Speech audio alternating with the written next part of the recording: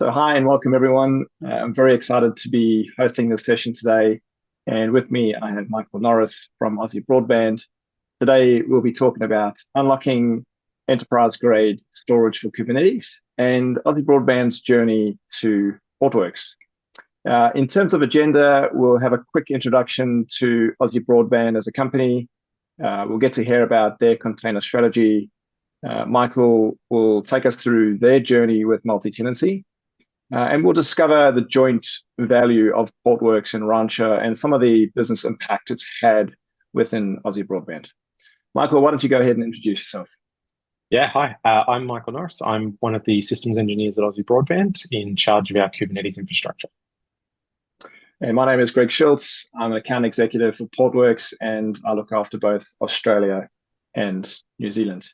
So over to you, Michael, for a quick intro on Aussie Broadband. Sure. Aussie Broadband is one of Australia's largest ISPs. If you haven't heard of us, we serve residential and business broadband for a large portion of the country. We began as quite a small company, but rapidly grew over the years. We're also hosting our own growing fibre network around the country and offering enterprise and government services, as well as operating a Tier 1 voice network. Thanks for that, Michael. Now, can you tell me a bit about your team and your primary objectives at Aussie Broadband? Absolutely. So we have a lot of platform engineering responsibilities. So we maintain not only the infrastructure and services that run or support customer networks, but also our internal users, such as our CRM internal development teams. We host and maintain an IDP for our developers and for other internal teams to deploy their containers or to deploy their virtualized workloads. We also design, architect, and maintain the core customer services, as well as pipelines into those services that allow a large portion of our customer base to authenticate and use their internet service. Okay, cool. Now, can you tell us a bit about your overarching container strategy? Absolutely. So traditionally, we have been very VM focused with a lot of investment into traditional VM architectures and designs. It is also worth noting here briefly that our infrastructure is almost entirely on premises with presence in a large amount of data centers within the Asia Pacific region. However, as we grow and as we've scaled as a business, we're finding that there is an ever increasing need for architectures that we can't necessarily meet with VMs or that wouldn't be practical or efficient to meet with VMs. As a result of this, we've begun to adopt a container-first approach to all applications, whether built in-house, whether external. And what this means is that when an application needs to be deployed within Aussie Broadband, if it is natively containerized, we deploy it as a container. If it can be containerized and it makes sense for us to put in the work to containerize it, then we do that and we deploy it as a container.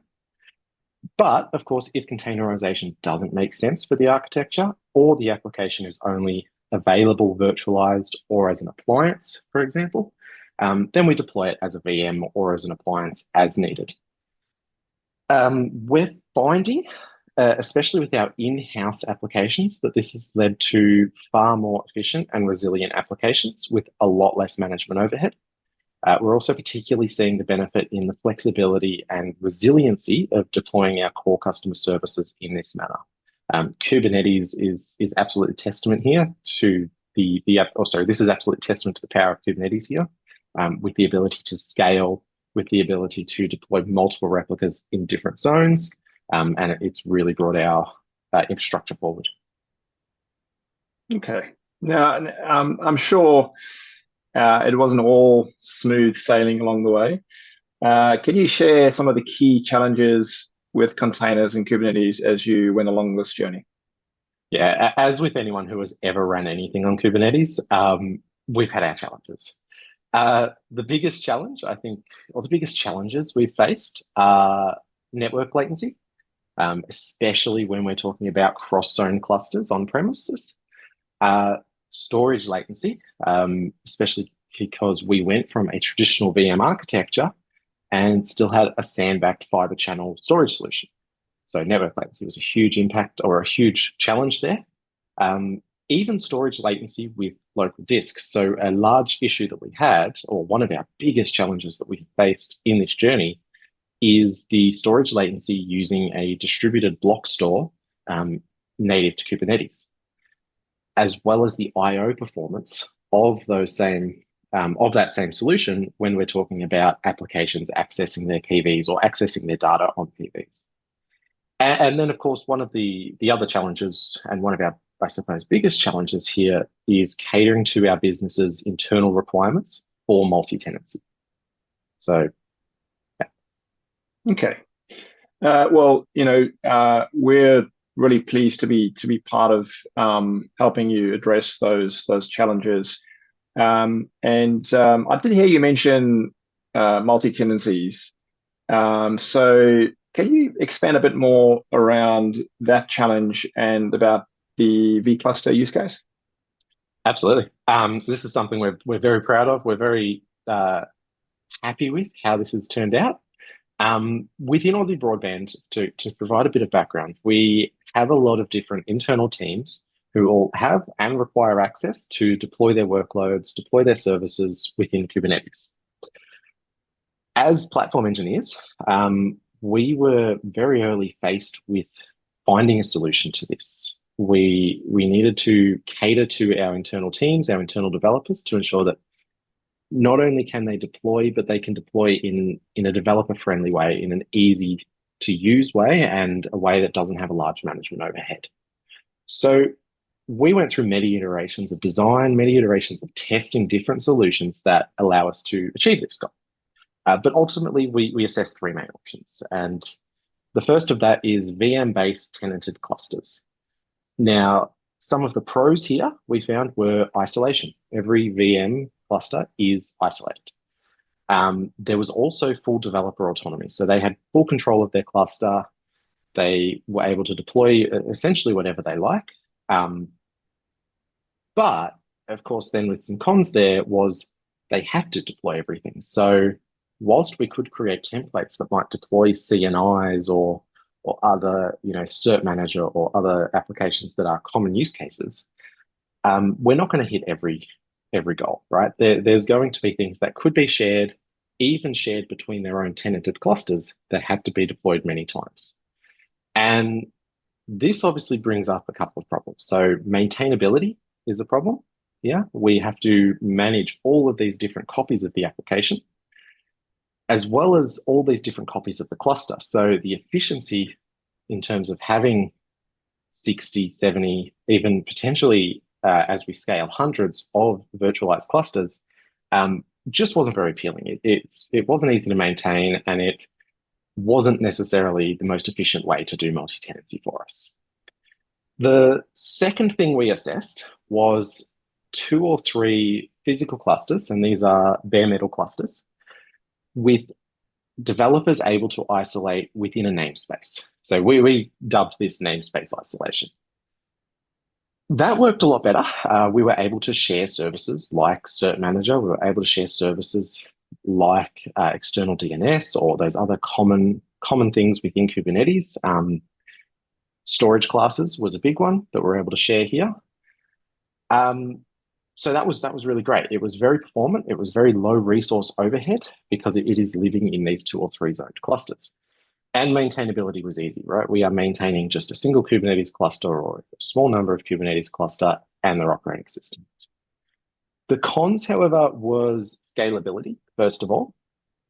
Anyone that has ever deployed a Helm chart knows that it's not easy to deploy every and any Helm chart into a single namespace. Often things might need to create a separate namespaces to host their database, separate namespaces to host other components of their application, or even access kube system and add configs in there, read the scheduler, whatever they may require at that stage.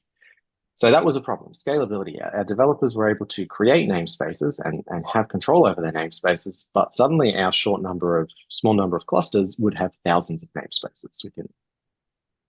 The other issue was developer autonomy and the ability to deploy whatever they want. So while it is great that we can share certain common resources, Certain things require specific cluster rules. They require specific service accounts that need to access different things.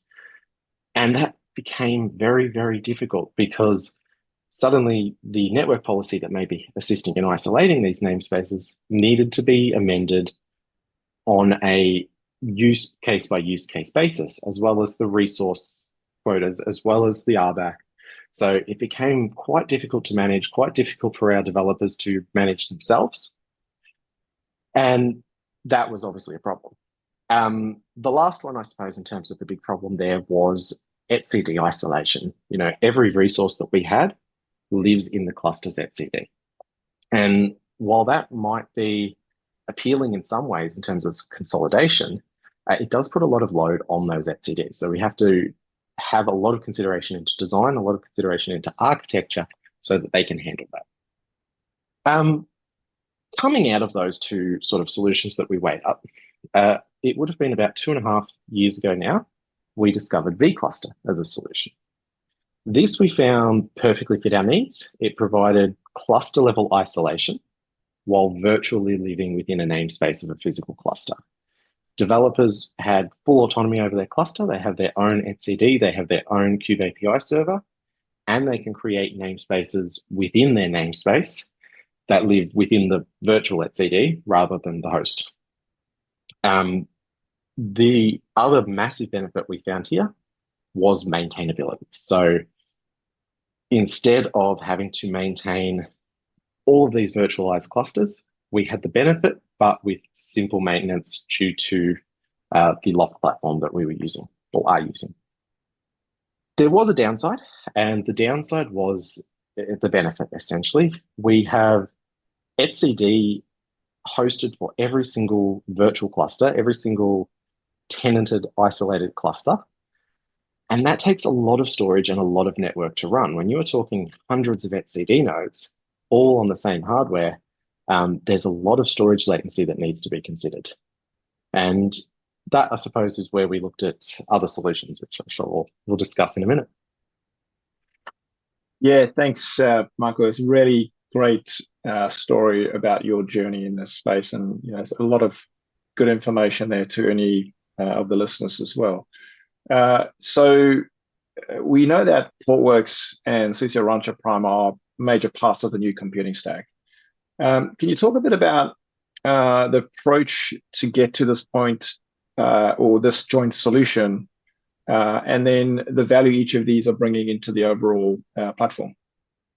Yeah, so as I just mentioned, one of our biggest issues that came out of finding this new solution was that we had to ensure low storage latency for hundreds of etcd nodes on-prem. And whilst we had the network there to support that, what we didn't have was the storage.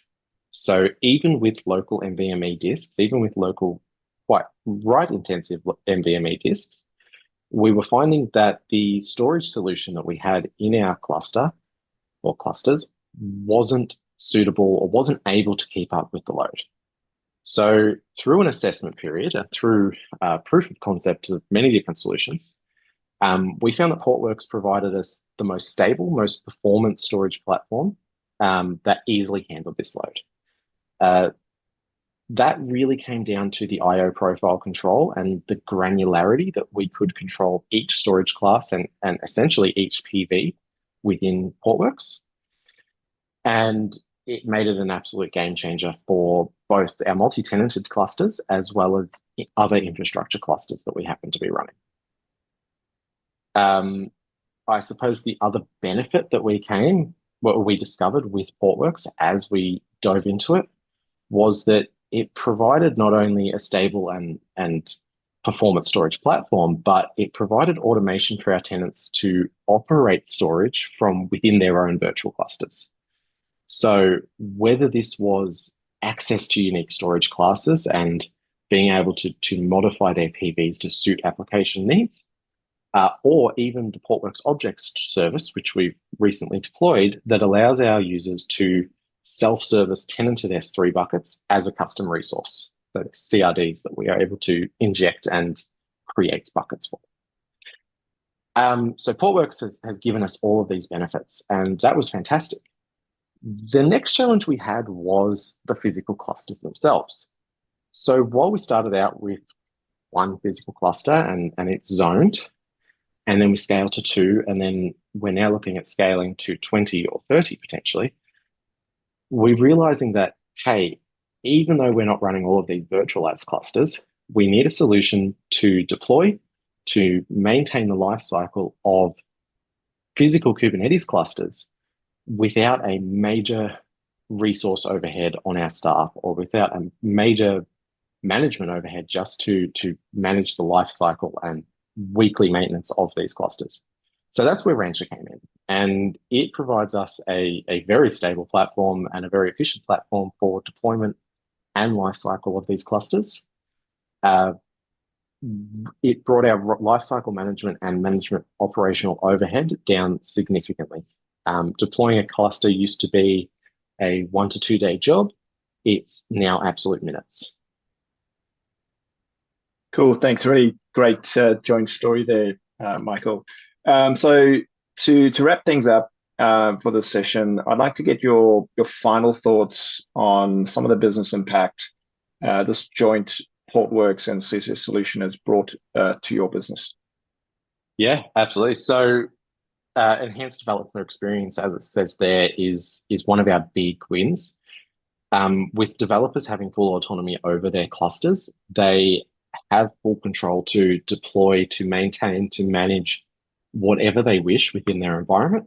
Now, of course, there are standard apps. We have applications that they can one-click button deploy, and it spins up Cert Manager, which I keep coming back to, but as a great example, it spins up Cert Manager, it spins up external DNS, it spins up Argo CD or whatever else they may need. But they don't have to stick to those apps. They can use other applications that suit their workflows or suit their application requirements much better. The other thing that it gives is a massively reduced cluster maintenance for them. So with virtual clusters, instead of having to maintain cluster versioning or maintain cluster lifecycling through a separate platform, whether this be Rancher, which does make it quite easy, or something else, we can do it as simple as a git push to a template. So we push the new template, developers can sync each cluster as they require. And that brings new features in, it brings new versions in, whatever we've defined in the template, they're able to review and deploy if they wish, or manage their own life cycle, essentially. The other thing is, sorry, Greg. The other big win here is efficiency. So when we were initially looking at virtualized Kubernetes clusters, we would have potentially had to have a team of 20 or 30 people just to maintain this. Using these solutions mean that we can be an incredibly lean platform team and still be efficient, still provide a great experience to our users and customers. Yeah, of course. It's so good to hear that the business has truly benefited from all the effort that was put into this solution. I know you guys have worked long and hard on it. So congratulations to you and the team. I think many of those that are watching this session would love to see some of those benefits in their businesses. So before we close off the session, I just wanted to say, if you're interested to know more about Portworx or Rancher or Aussie Broadband, you can hit any of the links on the screen. And on the Portworx website, you can also sign up for our hands-on workshops across Europe and America. And if you're going to be at KubeCon in London, Portworx and SUSE will be there. And in fact, Michael and I will be there in person, and we'd love to catch up and talk more. This does bring us to the end of the session. Michael, thank you for your time today, and it's been an absolute pleasure collaborating with you. And we're looking forward to doing a lot more together in the future. Absolutely. Thanks, Greg. And to everyone watching, yeah, thank you. Thanks for choosing this session, and thanks for your time, and enjoy the rest of SUSECon.